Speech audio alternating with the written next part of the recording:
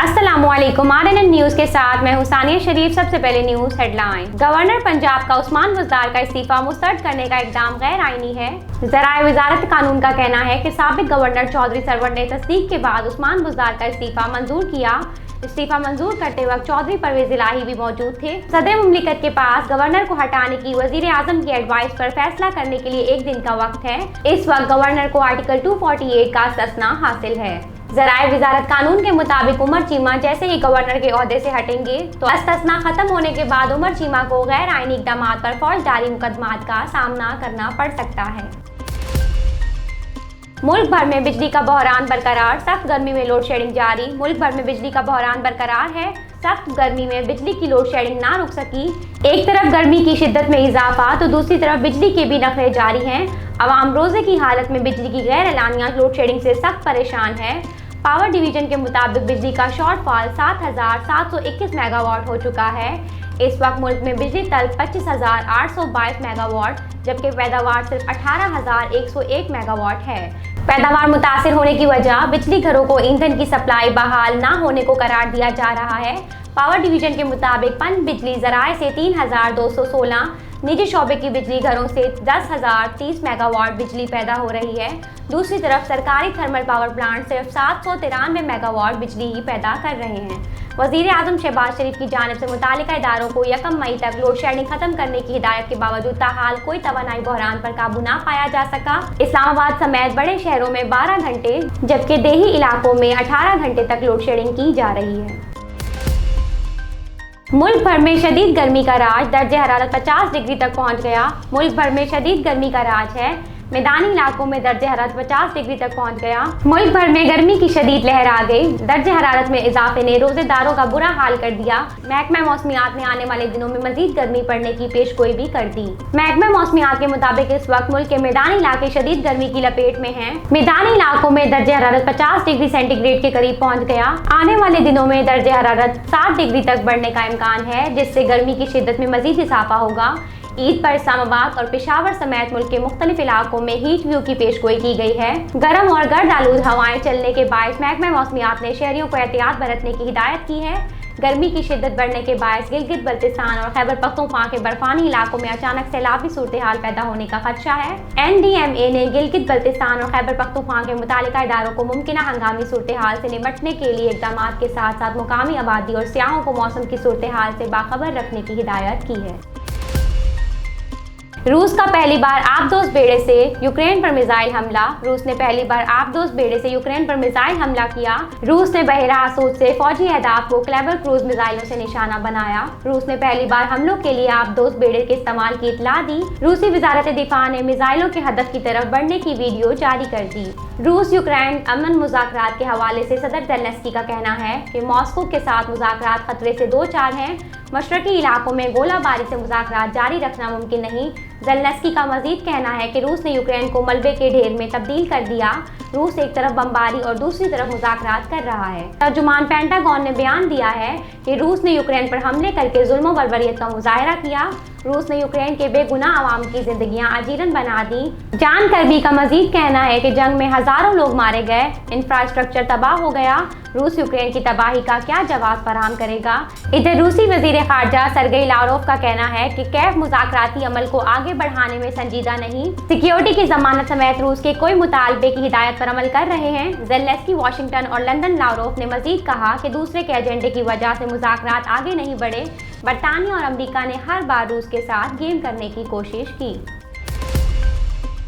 Pakistan Saudi अरब के साथ खुसूसी ताल्लुकात को अहमियत देता है। वज़ीर आज़म शहबाज शरीफ का कहना है कि पाकिस्तान सऊदी अरब के साथ खुसूसी ताल्लुकात को अहमियत देता है। वज़ीर आज़म शहबाज शरीफ ने अरब न्यूज़ को इंटरव्यू देते हुए कहा, बाहमी ताल्लुकात को स्ट्रेटेजिक शराकतदारी में तब्दील करना चाहते हैं। दोनों ममालिक मुख्तलिफ शोबों में सरमायाकारी को फ़रोग दे रहे हैं। दोनों ममालिक नए गैर रिवायती शोबों की तलाश पर काम कर रहे हैं। उन्होंने कहा कि पाकिस्तान के मॉस्को और कैफ के साथ अच्छे ताल्लुकात हैं।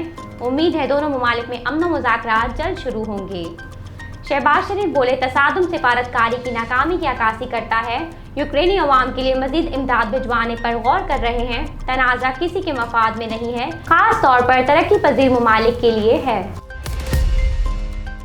रोजनामा अलिफ इस्लामाबाद, कराची, हैदराबाद, ठट्टा, सक्कर से बैक वक्त शाये होने वाला बड़ा अखबार सिंध भर के तमाम न्यूज़पेपर स्टॉल पर दस्तयाब। आप आज ही पढ़े रोजनामा अलिफ।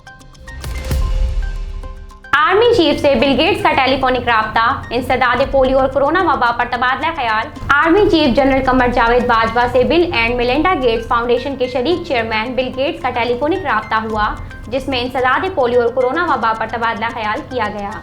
ISPR के मुताबिक बिल गेट्स ने कौमी पोलियो मुहिम में पाक फौज के किरदार को सराहा।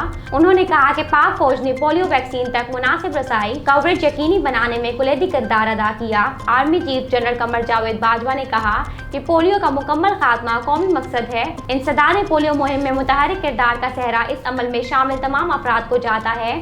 आर्मी चीफ ने कोरोना वबा के खिलाफ कामयाबी हकीकी कौमी रद्द-ए-अमल को करार दिया। गवर्नर पंजाब का सदर मुमलिकत से राब्ता, रेंजर्स की नफरी गवर्नर हाउस भेजने की दरख्वास्त कर दी। गवर्नर पंजाब उमर सरफराज चीमा ने सदर मुमलिकत आरिफ अलवी से राब्ता किया और फौरी रेंजर्स की नफरी गवर्नर हाउस भेजने की दरख्वास्त कर दी। उमर सरफराज चीमा ने कहा कि गवर्नर हाउस पर इंतजामी तौर पर आइन शकनी की गई। पंजाब पुलिस के जरिए गुंडों ने गवर्नर हाउस पर कब्जा कर लिया है। गवर्नर की इजाज़त के बगैर गवर्नर हाउस में सैकड़ों पुलिस एहलकार भेजे गए। गवर्नर हाउस पर इंतजामी तौर पर आइन शकनी की गई। सदर रेंजर्स की नफरी गवर्नर हाउस भिजवाएं। उमर सरफराज चीमा ने मजीद कहा कि गवर्नर हाउस में होने वाली आज किसी सरगर्मी की इजाज़त नहीं दी गई।